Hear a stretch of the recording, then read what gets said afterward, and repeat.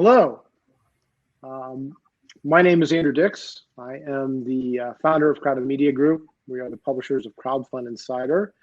And we are here today to discuss community building and investor building and advocate building for online securities offerings. And first of all, I want to thank everybody who's here today attending this webinar, as well as our sponsors for making this possible. And I would like to give an opportunity to our panel of experts, people who understand all this stuff far better than I do, to get things kicked off. So why don't we start with Etan right there next to me. If you could, introduce yourself, please, and explain who and what you guys do. Great, thanks, Andrew. Etan Butler here. I'm the chairman at Dalmore Group. Dalmore is a FINRA and SEC registered broker-dealer headquartered in New York. We were founded in 2005. We spent the first 10 years or so focused primarily on providing institutional investment banking services. And since the Jobs Act of 2012, we've made a shift to specializing in helping companies raise capital primarily online at scale through Regulation D, A, and most recently CF. And we're pretty well known for, at this point, for Regulation A offerings. Since 2009, we've onboarded over 210 Reg A offerings, including many of the more successful ones to date.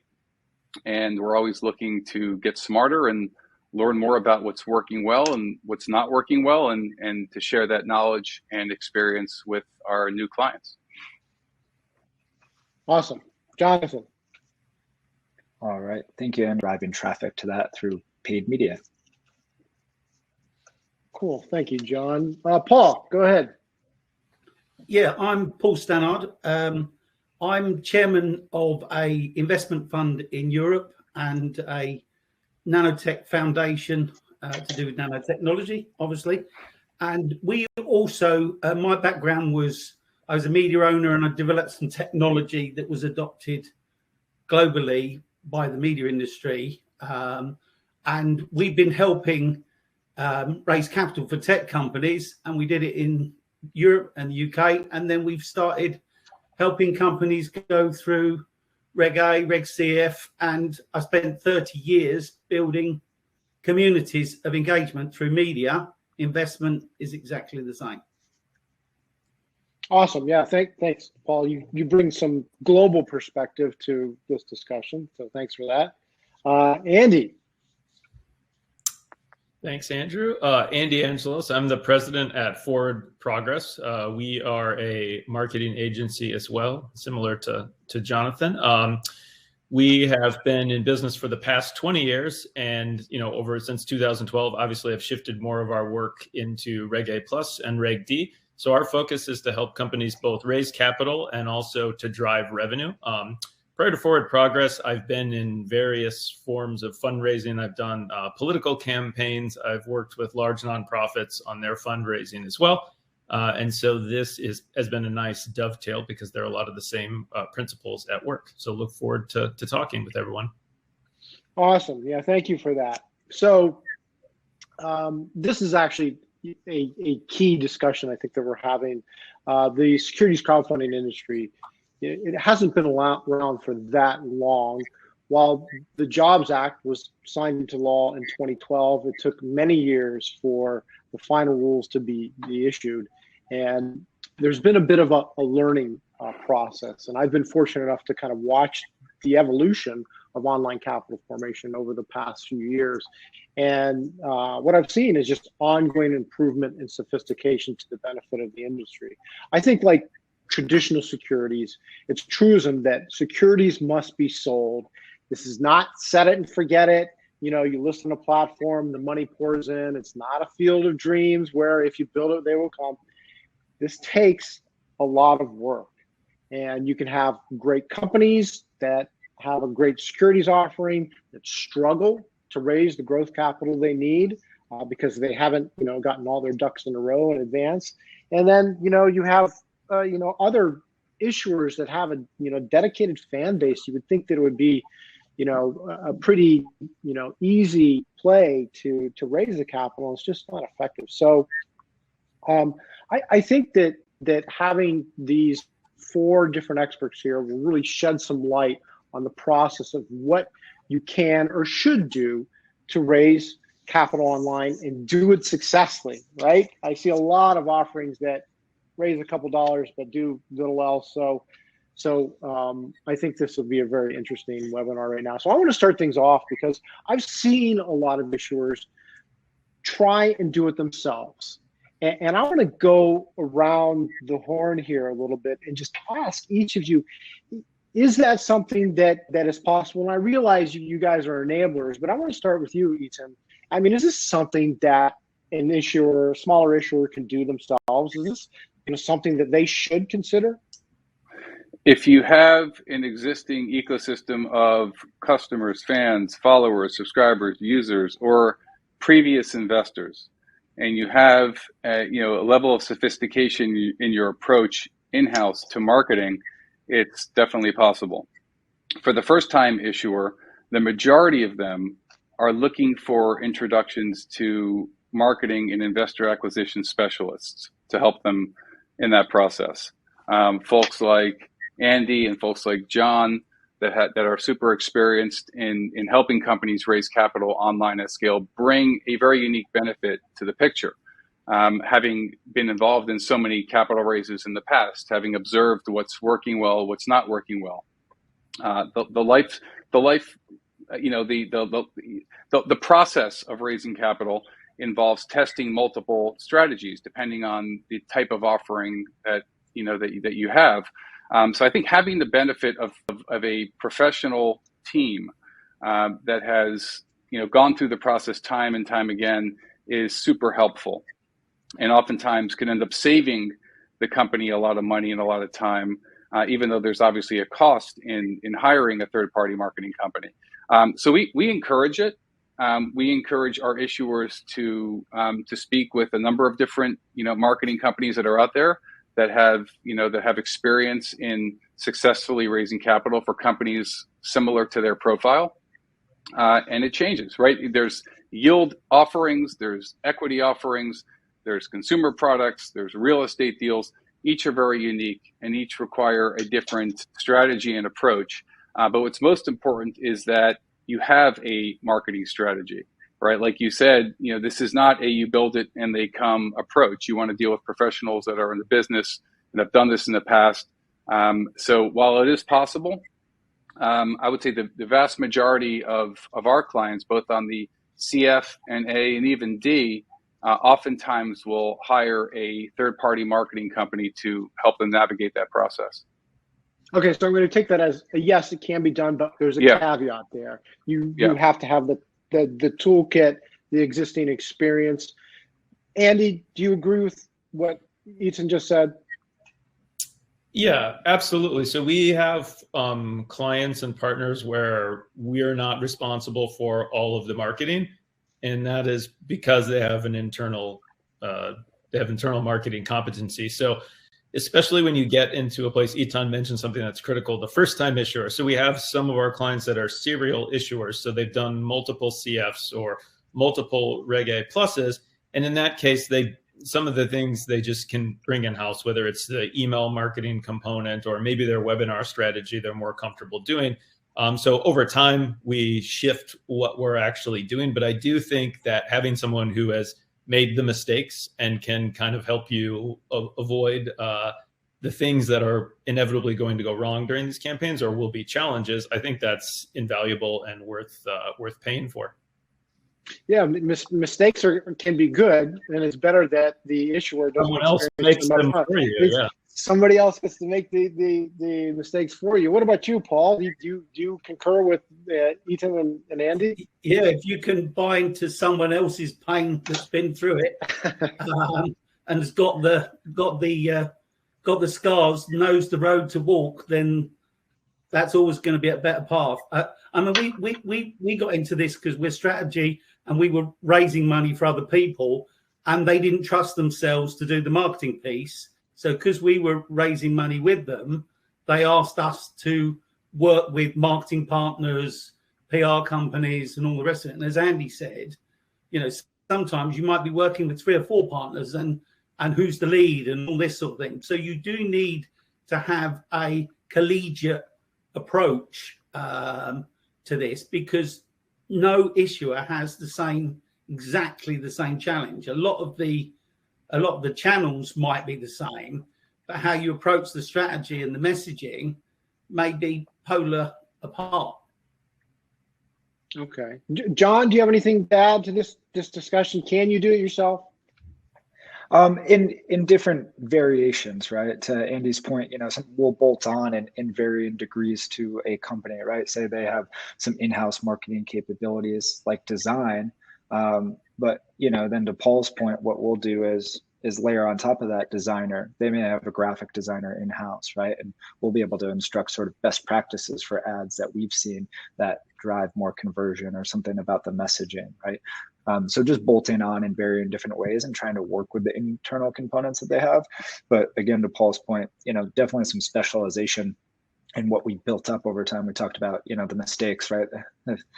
A body of work that is built up, or mistakes, right? Same thing, just a euphemism for it, where, we may have, keywords that we've landed on and whittled down over time for, like a Google Ads campaign that we've landed on that, may take you a month and a half otherwise to find out on your own, but we can expedite that process. So certainly agree. We like to try to find ways to bolt on, but are very clear where, the expertise is divided and in a helpful way, right? It's typically in a cost saving way where it's, they don't have to make the same mistakes that, we've compiled over time. Yeah, so the battle scars count. I think that's kind of the theme here. It helps a lot, and I think that most or many issuers, they just don't have that experience. I mean, that's just kind of the fact of the matter. Now, I want to ask about platforms versus self-hosted. Now, for a CF, you have to do it via a funding portal, a federal regulated funding portal, or a broker dealer, A plus or D for that matter. You don't necessarily have to do that. I know that you all have experience kind of across the entire stack of securities exemptions in the United States. In your opinion, and I start with you, Etan, is what are the benefits of using a funding portal or perhaps a broker dealer? Maybe they're the same. Maybe you can differentiate here. So for a Reg CF, like you said, you need to conduct your offering either through a CF portal or a broker dealer. For Reg D you don't, right? Many folks choose to use a broker dealer for a Reg D, either if the broker dealer is engaged to help them raise capital, or perhaps to approach ongoing capital raising in a more buttoned up way by having a third-party regulated entity that's responsible for conducting the due diligence, the review of advertising and promotional materials, and ultimately the review of the KYC and the AML and the suitability and the various components that go into it. Reg A, you do not need to use a broker dealer. I think most issuers do use a broker dealer. I think primarily because there seems to be a disconnect between federal regulation and state regulation in that regard, where you have a number of states, depending on which securities law firm you're working with.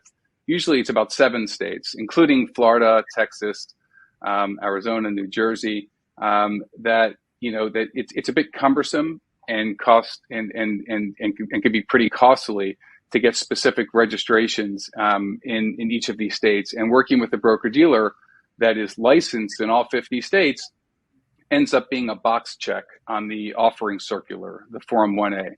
So you work with a broker dealer that's licensed in all 50 states, and you could then end up selling securities in all 50 states. Plus all the value add that an experienced broker dealer or funding portal could bring. As far as using a funding portal or a broker dealer, some of the benefits of some of the funding portals and marketplace broker dealers out there include the psychological benefit, and perhaps beyond that, of knowing that there's an existing base of hundreds of thousands of potential investors that might discover your offering if you list on their platform. The flip side of that is that what we have seen, at least, is that to raise real CF capital, $5 million, or to raise real Reg A capital, 20, 30, 50, $75 million, the idea of signing up and listing your offering on a marketplace portal and hoping that you get picked up and you become trending isn't necessarily the best strategy for all. And what we've seen is that pretty quickly issuers are going to realize that they're going to have to actually market and promote this effectively. You need thousands of investors at $500 or $1,000 or $2,000 a pop to make an offering super successful. And when you realize that you're the one who's really responsible for marketing and promoting, there's a benefit in positioning yourself to being the sole beneficiary of those efforts, right? So rather than paying for marketing and sending investors to a third-party platform where people have to register on that platform and then get to browse and shop amongst many other oftentimes competing offerings is one approach. The other is to host your offering on your own private domain, where you become the sole beneficiary of your own marketing and advertising and promotional activities. And that's important, as is the analytics that are afforded to you and your marketing company by hosting your offering on your own domain, right? You're able to tag certain pages. You're able to have full access to all of the investors and the different stages of the investment process that they're at. So you could follow up with them effectively, leading them back to your process with your deal, as opposed to leading them back to a third-party platform where again they may become bombarded with other competing opportunities. Okay, all right. So you're a broker dealer, and you bring that perspective, to the group and to your clients. John, you're more of a marketing firm. What are your thoughts about using a funding portal for the CF offering, or not at all, or a broker dealer? Do you have any thoughts on that? Sure. Yeah, I think Etan had a really wise summary of it.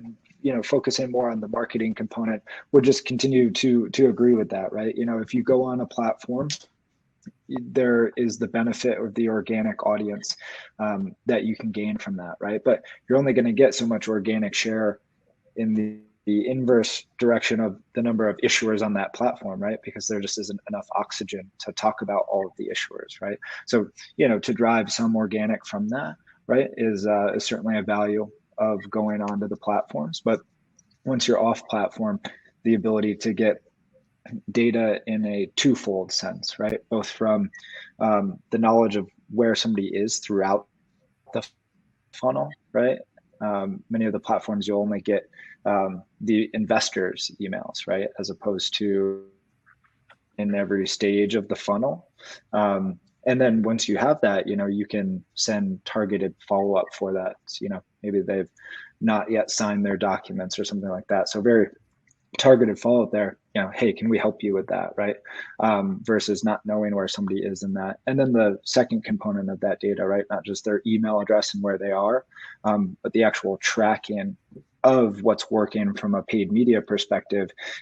Is this Google campaign versus this Google campaign really pulling the weight and allowing you to make budget decisions that can provide huge cost savings for a raise. Typically off platform, we've seen so independent raises where the data is more granular and able to make those budget decisions. Paul, you have experience on both on platform and off platform. Yeah. What's your point of view? Yeah. Well, it goes back to my media days. If you go on to a platform, it is a little bit like Walmart, because you have lots of shelves with lots of different products and brands that you're browsing. And ultimately, the only brand you leave remembering usually is the store that you went into. So and you don't own the data. So as a media owner, if you didn't own your own data, you're dead. And the media industry for the last 20 years, since the whole world went digital, it was about who owns the data. Facebook built an entire ecosystem about who owns the data. So the reality of, if you say to issuers, do you want to own your future? Because your future is your data. So to me, you'll always have more advantage. It might be harder, and you might have to walk a harder journey But as Etan said at the beginning, there was one point where he said there's an illusion, or he might not have used exactly that language, but there's an illusion that you've got safety because there's an audience here already. Well, there's somebody else's audience that has been shared by many. So you want your brand to be famous and create your own shop window to the world. And you just have to have the right partners alongside you. But I do think the portals still have a part to play, because there are some companies that just have got to go that route to find out. And then there's others that basically might say, well, I've now built an audience, but I've got enough of a brand resonance and community, I can feel confident enough to say, I'm going to go on one of these platforms for 3 months and I'm going to do a CF or whatever, and I'm going to get in there and I'm going to raise 2 or 3 million, and then I come back out and then I'll go my own way again. So that way you get a bit of the best of both worlds. But I'm more a fan, having done it all the ways, and not for me, but alongside clients we've invested in or are supporting. And I think for me, definitely the broker-dealer route and going your own route with the right partners, as long as you pick the right partners, it would be an advantage over the platforms. So Andy, let me ask you this. You talked about kind of like a cafeteria experience where, people can pick and choose, services that maybe they don't have in-house, but they do have some in-house. Doesn't a platform, a funding portal, or a targeted broker-dealer, can't they provide certain things that do streamline the process? Like maybe you manage your email marketing and your social media offsite so you can better control those users. I mean, because if I list on a funding portal, they're going to look at my offering page. They're going to make certain most of the time that it's regulatory compliant. They're going to give it a thumbs up and thumbs down depending on the platform. But there are some benefits there, aren't there? Yeah, for sure. And I think this isn't necessarily on the marketing side, but there are some administrative things that just most issuers are probably not going to be set up to do. So Etan was mentioning some of the compliance things that a broker-dealer will help with. That's just another competency that you would have to build internally to be able to do this successfully, just like you would have to with marketing. So I think that's something to consider. From a marketing standpoint, there is value and you can do cross listings, but I think the self-hosted route, it gives you control over the journey and the experience of how the investor learns about the offering, how they get educated, how they get comfortable, how they convert, et cetera. You can definitely do that with a platform, but as Jonathan was mentioned, there's just some of the data points that as a marketer you would use to do that are stripped away or abstracted in the portal process. So I do think it has benefits, but if you have like a sales background where you've brought people through a funnel, I think that you would be frustrated with bringing people through the funnel and then you just have this dark place where you don't know what happens and then some things pop out the back end. There's just a lot to be missed in that from a marketing perspective. So if you go on a funding portal, you have to know all the names of the investors. So everybody that commits $10 and up, who they are. They've been KYC'd, and you have their name for perpetuity. You're talking about the people that maybe visited, read, looked, registered, but didn't commit. You lose all that. Is that? Yeah, that majority of people that touch your campaign, they have some touch point. They don't convert. Okay. Just the reality of marketing. Yeah. You do miss out on some of that information by going the portal route. So it's not undoable, and there are benefits. But if you want a complete view, the self-hosted route allows you to build your own stack and make the determination, well, we want to collect X, Y, and Z as opposed to whatever the platform decides to give you. Yeah, Andrew, and one more thing I want to, before you moved on, that's I think becoming more and more relevant is, there's an opportunity to have your cake and eat it too here, right? At least with Reg A and Reg D. Right, so Reg CF, you have to have one landing page that houses all of the offering related information, right? So you can't syndicate that or really co-list a Reg CF, right? You have to pick which direction you're going in. Reg A is different. Reg A, you are able to build a syndicate You're not going to probably see a lot of success if you build a syndicate the traditional Reg D way, where you hire a investment bank to go out to their retail base for $1,000 investment opportunities. That we're not really seeing that. What we are seeing, especially with a number of our clients, and Andrew, we were just talking about this before, is you have the ability to do both. You could start by listing your offering on your own domain at super cost effective, sole beneficiary of all of your marketing and promotion. You send all of your own ecosystem of fans, followers, subscribers to your own domain. You're the only game in town. You direct all of your marketing and promotional activities to your own domain. You're the only game in town. Now you're in a position of strength. Now you could approach co-listing opportunities. You could go to some of the larger established platforms like Start Engine, like Republic and others. What could you offer me, right? I have my own offering. If you want your 6 and 2 payment structure, it's either works for me or it doesn't, but I'm able to co-list provided they accept you and you have an interest in co-listing on their platform. It gives you an opportunity to get additional eyeballs that otherwise may not have seen your offering.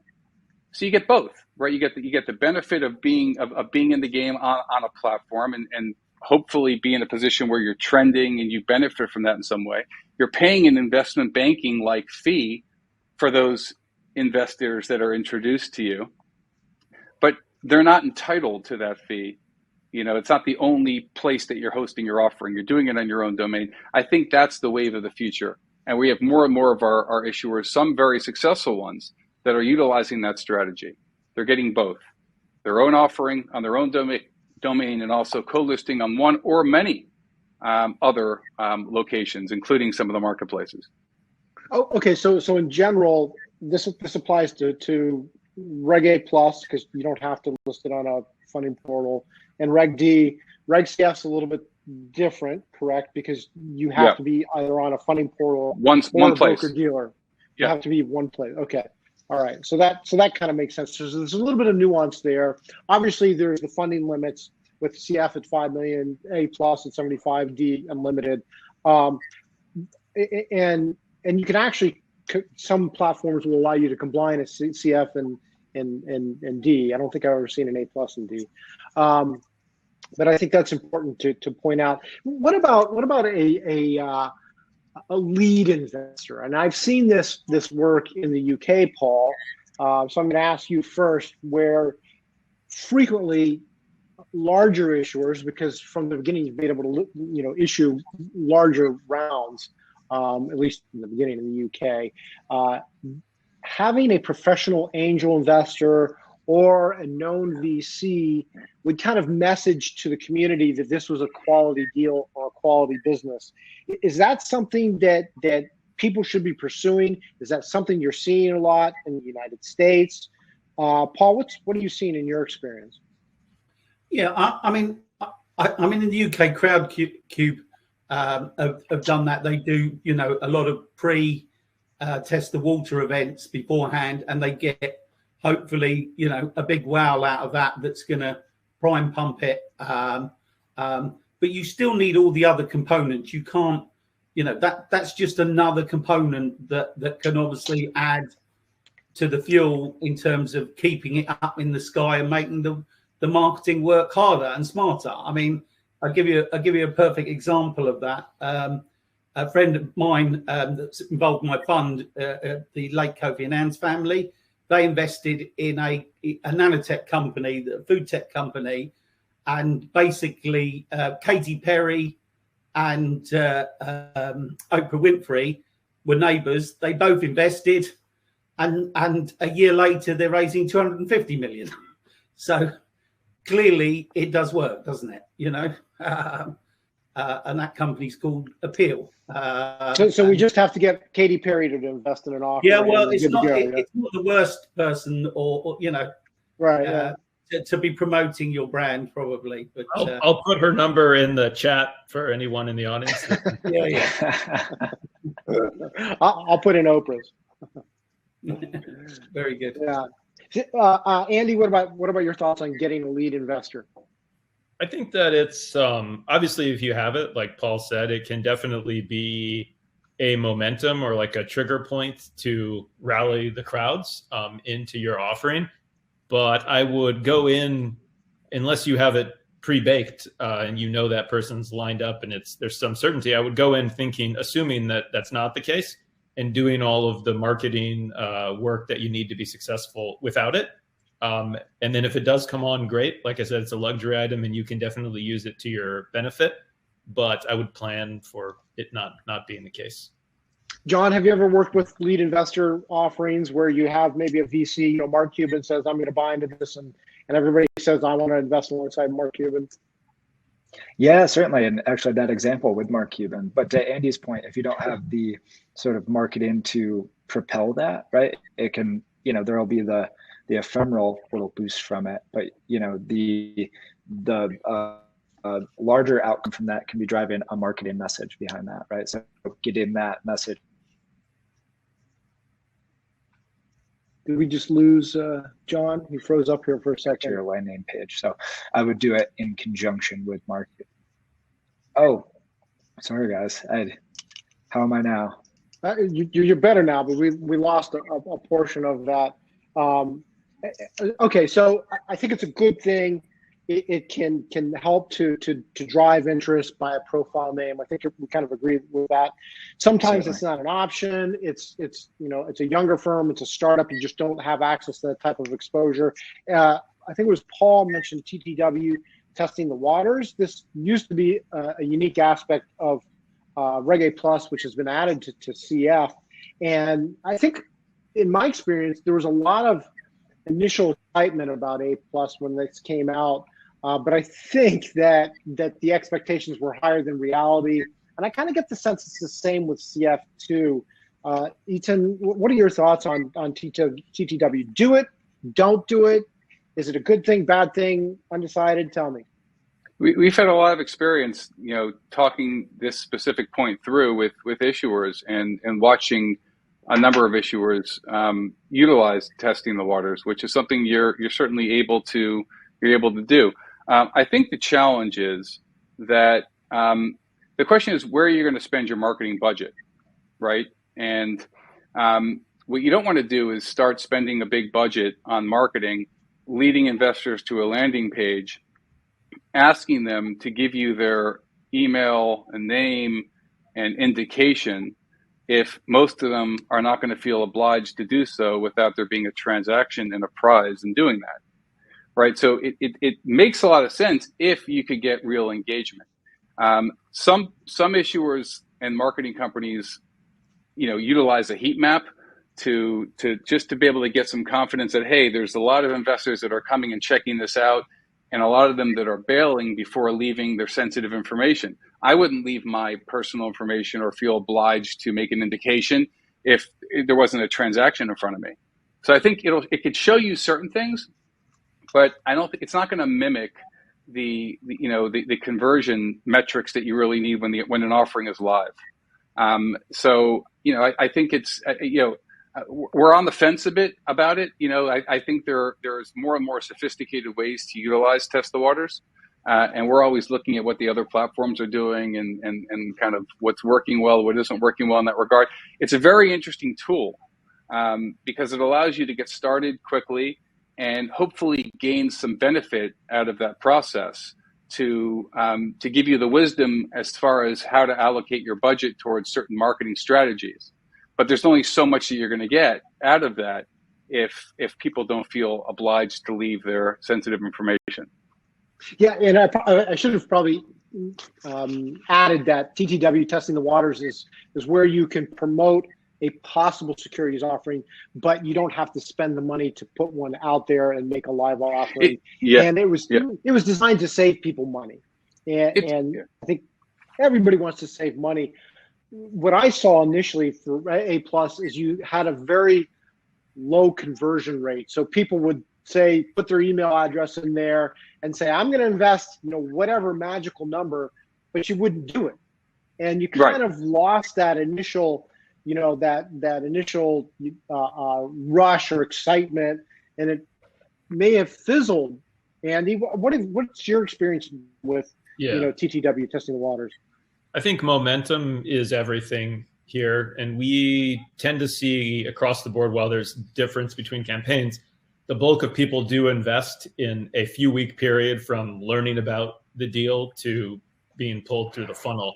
And so if you do that and then you wait a month, you're basically reacquiring these people. So you're going to have to pay for someone twice, which is never something that people want to hear about. So I think that it is okay to do if it's concentrated in a small time window and you know that you're actually going to do it. But from a perspective of, let's see how this works. I mean, you can get some of the same data points from running Facebook campaigns with different headlines and just seeing what the click-through rate is instead of going through the hurdle. Obviously, I'm not a lawyer, so you can't say things about investment there, but you can collect data in advance without having to do the work of actually bringing someone into a funnel, because once you get them in the funnel, it's really, I think you should be doing that with the intent of trying to get them to buy into your offering.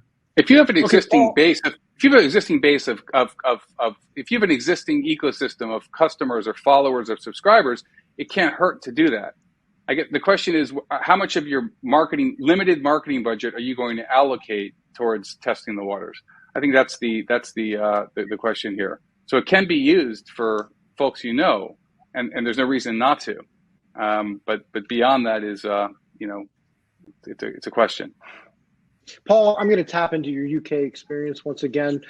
Frequently when I visit Crowdcube Seeders, I will stumble upon private offerings. And this is a ploy or tactic that some issuers will use to drive excitement out of the gate. And Andy, you mentioned momentum, and I think this has been a solid momentum driver, at least in the UK. So I want to hear what your thoughts are on this, Paul, where what an issuer will do is they will have this kind of semi-private, but it's not really private because you can find it, offering that they will pitch to their customers, people they already have touch point with, they know who they are, they have their email address, and they'll let them in first. And then on, a specific day, they turn it on for everybody. It goes live to everybody, but they've already raised, £1 million on a £1 million target. And you immediately see this success. What's your opinion on this strategy in the UK? Is this something that people can do in the US as well? Well, I don't know from a regulatory point of view what the rules are from the US point of view, but I know Crowdcube do use this quite successfully, but it's a much smaller landmass than the US to start with, and most of it is centered around London. So a lot of them will have, they'll get a crowd of people literally in London, and they'll do it that way. So they won't just email market them. They'll actually try and get 50 or 100 friendlies, including clients and ultra close, investors that come in, and they incentivize them to come in. And then obviously when the marketing starts, they're not starting in an empty room, are they? They're but I don't think it's a silver bullet, and I don't think it ever will be. It's a tactic. It's a herd theory, I guess. But I'd also like to point out that this is becoming more relevant because Republic has acquired Seeders, and Seed Invest has invested a significant sum in Crowdcube. So while they've both been partnering on certain offerings over the past couple of years, I think you're going to see that ramp up with the US, UK, as well as the European Union with the ECSPR regulations that are moving forward right now. John, did you have anything to add about TTW or lead investors? Nothing of substance there that we can't move on from. I think the group covered it really well. I share the sentiment that unless there's a real need to test disparate messaging, then and probably lean on your own audience to do that as opposed to paying ad dollars for it. I think it's better to go live. Okay, so I'm going to move to the next question and ask you again, John. I think that a lot of issuers on online capital formation platforms, securities crowdfunding platforms, they tend to be consumer facing. They tend to appeal to retail investors. It's a concept, product, or service that's easy to understand. But there are times that the company's product is more challenging to understand. It's more technical, it's more complex. How do you manage that? Do you have any experience with this, an issuer like this, John? Yeah, certainly on both sides of it, right? Where a problem solution is very easy to understand, right? Picture, same day delivery pharmacy, right? Everybody gets that pain point that, waiting at Walgreens sucks. But we have worked with biotech companies, right? With genetically engineered proteins or, really deep AI tech, right? And, it goes back to a point earlier around, where to cut corners, and there isn't really a spot to do it, particularly not marketing, because in those instances, we invest heavily in the build out of materials, right? The website, the subsequent emails that follow that up, and campaign video assets where, you get people explaining this, or, 3D animations of, how this genetically engineered protein works, right? Because you do need to be able to synthesize these concepts and display them digitally, right? So, in those, as I'm sort of, toot my own horn there, the classic sort of, every problem looks like a nail when you're a hammer. I would invest in marketing in those instances where you really need to develop the assets to explain that, right? Because, you need to create thumb-stopping digital content, right? A TikTok ad where somebody says, oh, okay, I get that a little bit. And then they go to the website and you expand on that. And to be able to do that digitally can be challenging for some raises. And, we've had experiences where, we say, hey, great company, maybe not a fit for digital, right? Okay, that which makes can sense. be hard. Paul, actually, I think a year or so ago, you guys actually worked with an issuer that I looked at first. And I was like, well, I really don't understand this. And it was some sort of architectural or design company that was I thought it was a heavy lift to promote it. Yet it raised a fair amount of money. Is that correct? Yeah, they've raised 14 million to date, and they've actually now got some strategic investors because of what they've done. They've got some global companies, A, working with them, and B, potentially maybe the route to the final game, So that was a company called City Zenith. But it's somebody, because I've got a nanotech foundation, you end up with these brilliant technicians and scientists who basically love talking about their technology, and they'll talk you to death, and they'll have you doing an offering page that has every sinew, every word. And you do need strong partners, because these people are brilliant at what they do, but they think they're brilliant at everything. So they can be quite dictating in terms of the message. And you need someone to pull them back, because if they don't keep it simple, I took once to the Middle East, a tech company, nanotech, and these were a huge family office in Dubai. And no one wants to look stupid. And it doesn't matter whether you're a retail investor or a sovereign wealth fund. You've got to keep it simple, stupid, to keep your audience. And you've got to be able to articulate that to your future customers. And if you can't articulate it in 5 or 10 seconds to your investor or customer, how are you ever going to sell anything? So I think the biggest piece of advice is get strong partners that actually are going to tell you no, not just say, yeah, we'll put that in, and then sweep up all of the mess afterwards. You need strong partners that basically say, look, if you don't simplify this and have a strategy around what is the voice of the customer, i.e. the investor and the buyer, this is the problem we solve. It's so important, and this is why we're the guys to solve it. But you've got to keep that message short and sharp. Yeah, Andy, do you agree with that? Keep it simple, package that message so everybody can understand it. Yeah, I think, I've worked with Paul on that specific issuer that you were mentioning. I think it's the challenge is to remind the founder or the people that are deep into the product that we need an explain it like I'm five version. Otherwise, there's really no point of going to a crowd.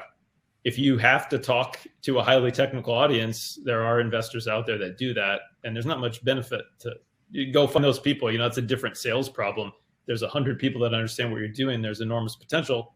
Go to them. But if you have something that you want to take to a crowd, a larger audience, you really have to keep it simple, explain like I'm five, whatever you want to call it, but just make something that is easy to understand in that several second window that you have on TikTok, Instagram, or whenever someone's scrolling through a feed. And make it resonate. Make it so it resonates. Yeah, can we sell complex companies and services and products to retail investors? Can we do that? Is this reality? It's how you present it. I mean, like Andy said, what's unique about crowdfunding is that, and unlike the traditional capital markets, you're raising capital from the crowd at low dollar amounts, and people need to understand this. They need to understand the structure. They need to feel compelled, and it needs to resonate to them pretty quickly, or else they're back to Facebook and their emails. Now, while one could understand how a consumer product or a cannabis company or a real estate offering, more people might be able to relate to that and understand it. They may have it in their kitchen. It may be something that they want personally. Whereas a tractor company in middle America that's making a tractor part, it's business to business, it's highly specialized, it may not see the same type of return on advertising spend from a general marketing perspective. The key is, and with the right marketing approach, how to turn that into a positive. You're going to want to direct your marketing budget to folks, to the right demographic, people that would understand this, that are in that industry, right? That fit that profile. There's hundreds of millions of potential investors out there. You need a few thousand to make an offering really work. If it is specialized and it is business to business, it's a totally different marketing strategy than something that's more broad, like a consumer product. So sell the sizzle, and I will concur that it actually works. I've seen some really kind of mediocre offerings do really well, and I've also seen some companies that I thought were really cool just kind of stumble because they didn't have the horsepower there. So I think that's a key point. I'm going to jump ahead here a little bit. So we've talked a lot about social, and everybody does social media. In your professional experience, what are the best channels? Is it Facebook, Instagram, TikTok, Twitter, Telegram, emails? Is it all of the above? Is it flood the zone? Do you focus on one? Do you buy Google ads? Do you not do that? John, you have a limited budget. Are there certain channels you focus on? Yeah, certainly. So this is what goes back to, some of the counterpoints, pros, cons of self-hosted versus marketplace, right? And when you have more data, you can make more granular decisions about the budget. So, in some ways, we've built up some case studies for profiles of companies that fit certain marketing allocations, right? Whether it's a real estate company versus biotech, like that could be very different, right? For how we allocate across, Google, Facebook, TikTok, partnerships, et cetera, right? But if you don't have that granular level of detail, spend by day, by channel, and what that is returning, it's very hard to make those budget decisions. So nebulous answer in that it's typically case dependent, right? Because real estate performs much better than something that's very flashy and visual, and in robotics, right, where you may have that thumb stopping creative that you need on a TikTok ad, right? It can be harder to make real estate that visual. So perhaps Google ads and search volume, right? Real estate companies to invest in, the little search keywords are going to be your bread and butter there. But it's hard to tell until the rubber meets the road and you're able to track that and say, hey, let's allocate more of this, over to this campaign. Andy, should we spend all of our money on TikTok? Absolutely. I think that what Jonathan's saying is that you have to listen to what the numbers are telling you. And I think that's very true. There are some channels that are better for different parts of the funnel. So at the beginning of a campaign, when very few people know about you, where there are more eyeballs and more targeting options, it might be a better place to get people who are interested But when you're converting them, then you can go into retargeting campaigns, and you can use things like display and stuff like that maybe you get a better rate. So you need to consider all of the available options, but they're just going, I think over time you learn that some of them are top of the funnel, some of them are mid funnel, some of them are, bottom of the funnel conversion, because of the different things you're trying to communicate and the audience that you're trying to reach. So I don't know. I think that marketing mix is something that you start with an educated guess, and a marketing partner can help you with that. But I'd be surprised. I've never been part of a situation where that didn't evolve over time as you collected data. So it's part of the game that we're playing, is that you have to pay attention and update as you go along.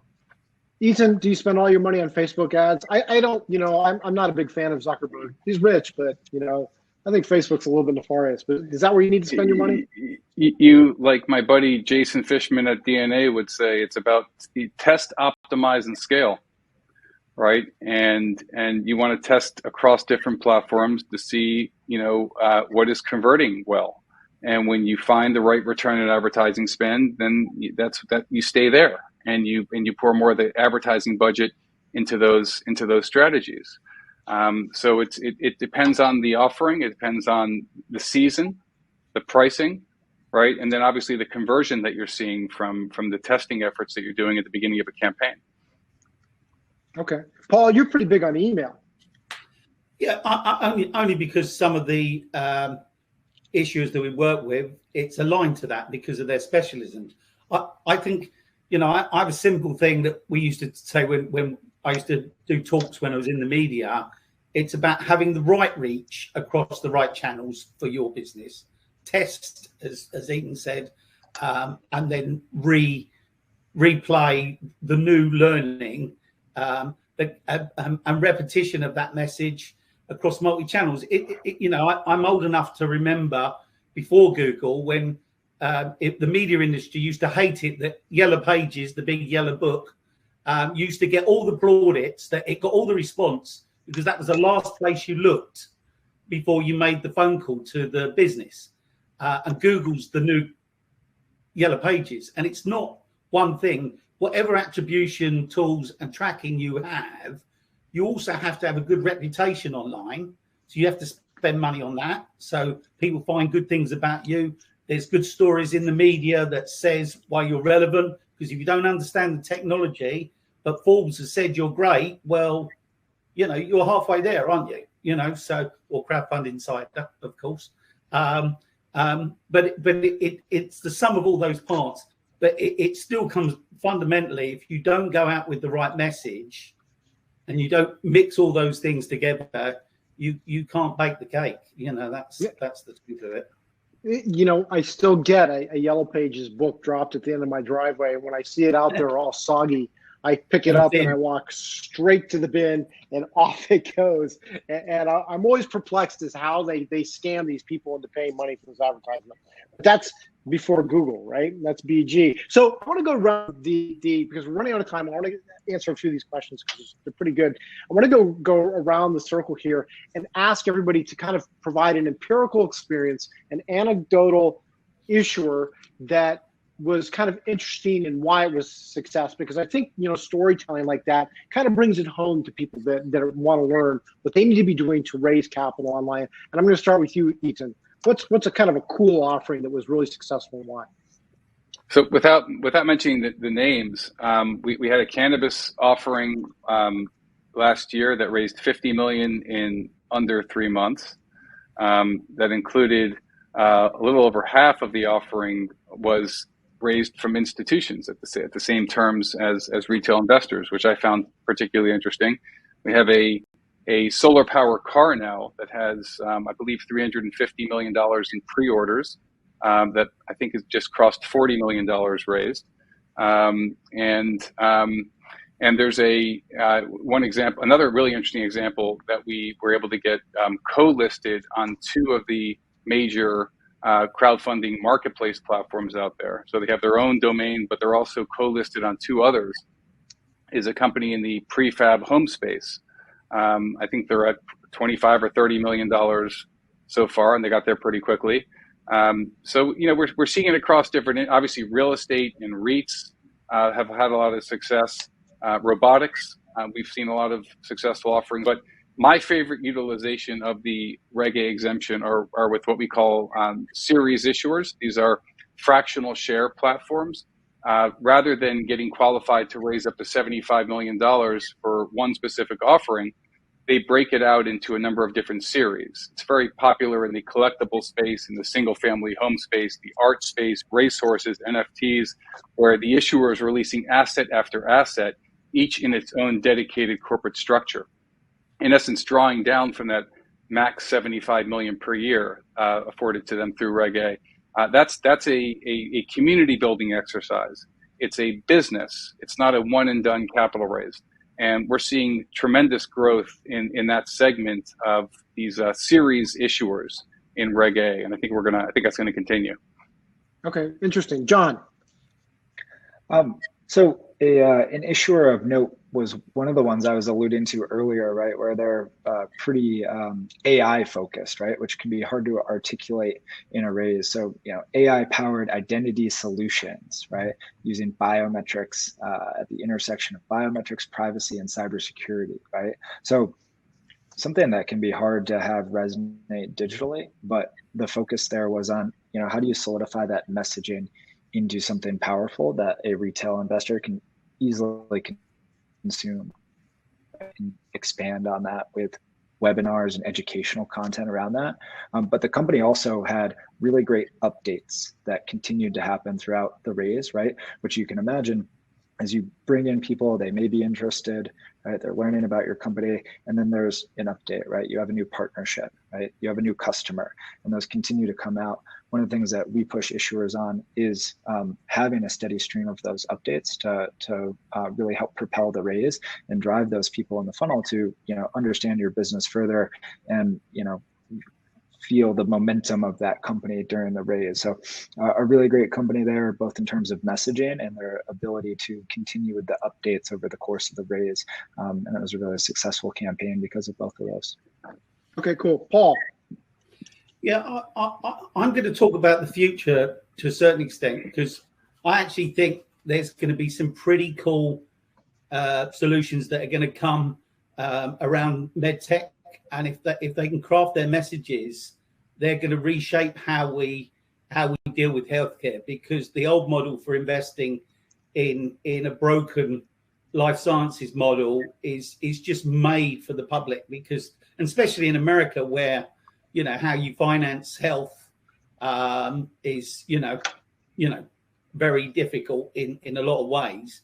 I think there's going to be some rock stars come through that, and some of the people on this call, I'm sure, will be representing them in the future. But in recent times, those ones that are difficult, I think one bit that's been missed here is it's not just about how much money you raise. You talked about the City Zenith one with the difficult one to articulate the AI technology for real estate. He's been running webinars, but he's got people that come back. He's had 10,000 people come to his webinars in the last year, right? And on that, you get rock stars on there. So the mayor of New York, somebody from the World Economic Forum, the head of Shell Ventures, Amazon, and people like that. And without mentioning, who comes through that funnel, those people are now doing business and will get institutional money not far behind while they're raising 5 or 6 or 10 or 20 million. And I think all of that goes under the radar because everyone talks about how much they've raised. What about how much money and future value they're creating that is non-dilutive and potentially could put hundreds of millions, if not billions, on their share value? Okay, Andy. So I agree, kind of in the same vein as what Paul was talking about. My favorite projects are where there's the opportunity to not only raise capital, but also drive revenues. So you're getting the benefits of the marketing is for growing your business long-term, not just the capital raise. So we have a modular or home company that we've worked with. We raised $50 million for them. And this was pre-product. They had some unique technology that helps them differentiate them. We're able to raise a significant amount of money, and we did it through a webinar, event, white paper strategy where we brought in several 100,000 people into the funnel to get that 50 million. Only a few of them became investors, but now we're in the market. We're selling those homes, and those very people, they're customers. Not only that, we've been able to hire from that, so that became an employee base. And then the ancillary benefits that Paul was talking about, where capital partners, business partners, new lines of business, all these things that you didn't think about going in, if you structure your marketing correctly and are capturing data points along the way, you just start to see all of the wealth of these people that you initially spent trying to get you to give, a few dollars into an investment campaign. Now they're providing all this other benefit to your company. So those are the ones that I get most excited about. But those are good points. That it's not just about the money that I think all four of you said or alluded to. It's because all of a sudden you have customers, you have advocates, you have ambassadors, you have people that are out there promoting your company or your offering, and that's really cool. So we're really running out of time now. I wanted to answer just a couple of these questions quickly. There's one here that I think is really important, because there's somebody who's asked about a smaller offering, say a CF, which you can only raise up to 5 million, and the person states, what if you only have a small marketing budget? Say you only have $5,000 to $10,000 in a paid marketing budget.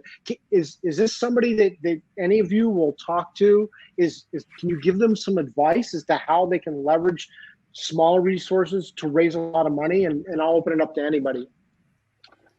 I'll start. I would say that if you don't have a marketing budget, you probably don't want, and you don't have a existing base of customers, followers, subscribers, users, fans, and you may not, hosting your offering on your own domain might not be the best move for you. You may want to look to get listed on a marketplace, because at least then you have the shot with a limited budget to try to become trending. At least you have the psychological benefit of knowing that other people might explore you, might encounter your offering. Our focus on the CF side is more for issuers who are looking to raise $3 to $5 million and who have an adequate marketing budget and know what they're getting themselves into, right? And are super prepared for that. Not having a budget and simply listing the offering out there on your own island with your own domain is a very challenging place to be. So in those cases, if you're looking to raise a few $100,000, you may want to look at some of the marketplace platforms if you don't really have a sufficient budget. I'm happy to go next on that one. I'd get all your friends together and have a good meal, and forget using it to doing, because you won't get enough fuel in the engine to get the thing off the ground, and it will be a miserable experience.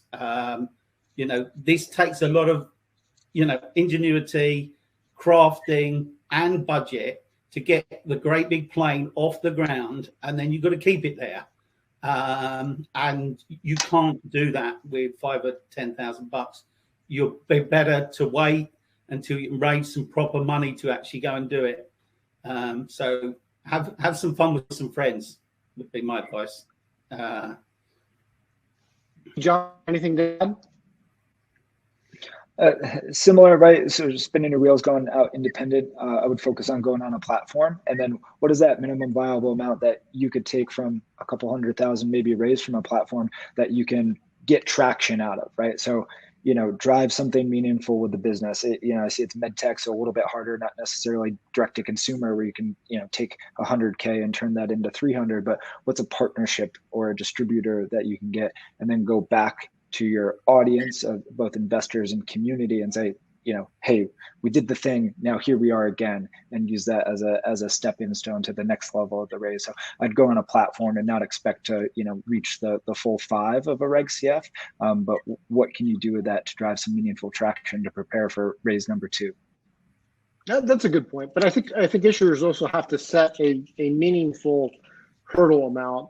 I think when I see somebody that says, well, I'll accept a minimum of $5,000, that doesn't make a lot of sense. Yeah. You have to be able to make it to that next funding round. Otherwise, it's just, it's game over. Andy, do you want to add anything? Nothing substantial. I mean, it's not a good place to get your first dollars. So I think I agree that you need that, whether it's Paul's dinner or Jonathan's laddering strategy, you have to have some way to bridge you to the place where you can do the work that's necessary to take a company to scale, of any scale. So I think to summarize, there's a cost to this, but you don't want to throw good money after bad. Be realistic in what you need to pay to get something off the ground. And if you have it, pursue it. But regardless of how you do it, it's going to take a lot of work. But it's easier to work with somebody who has experienced the battle scars that have done this before in the past. So we're out of time now. So I would like to thank all the panelists and everybody who is watching this webinar for participating. We will be posting the video over the coming days if you want to revisit it. And hopefully you will join us for our next webinar, which will be later this month. So until then,